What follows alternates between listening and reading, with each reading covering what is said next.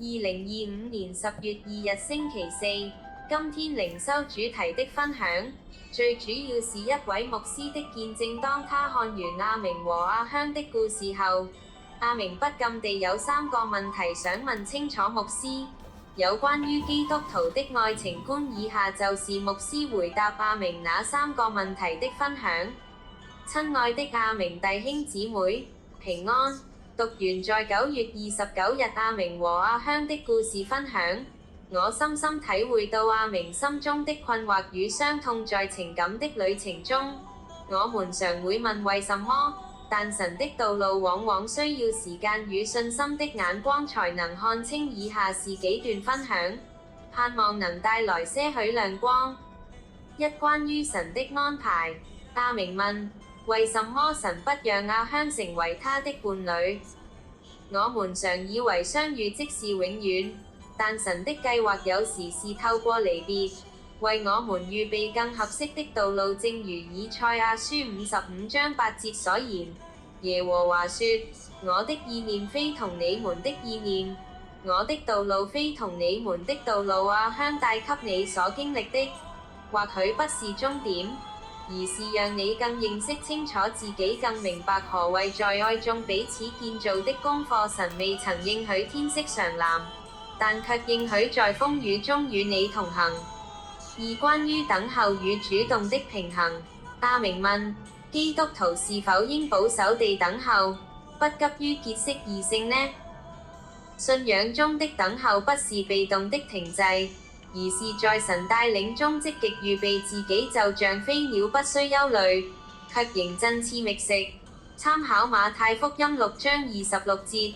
我們也當在禱告中敞開生命，透過教會生活服事與團契，自然地認識同道中人。神賜予我們理性與勇氣，去主動建立健康的關係，而非孤獨地等待神蹟的自動來臨。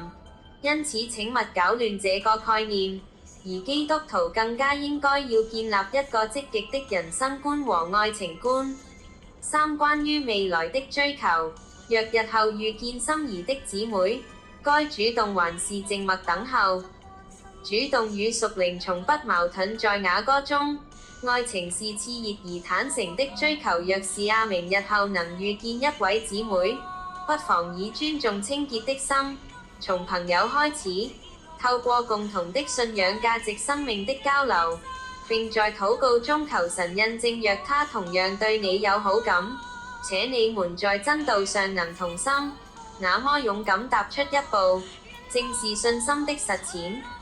阿明，你從這段經歷中體會到的虛空，其實是信仰成長的契機。當我們發現萬事不能填滿內心的時候，才會轉向那真正的豐盛源頭。願阿明繼續在教會中扎根，讓神修復他的傷痕，預備他成為剛強站直的人。在愛與被愛的路上，願大家既勇敢如獅子，純潔如兔子，屬靈如鴿子，卻又要靈巧像蛇。這種技巧始終是需要大家不斷地來一起學習和進步的。最後，始終要相信，那能為你捨己的主，必定為你預備和打造一個最合適的伴侶給你。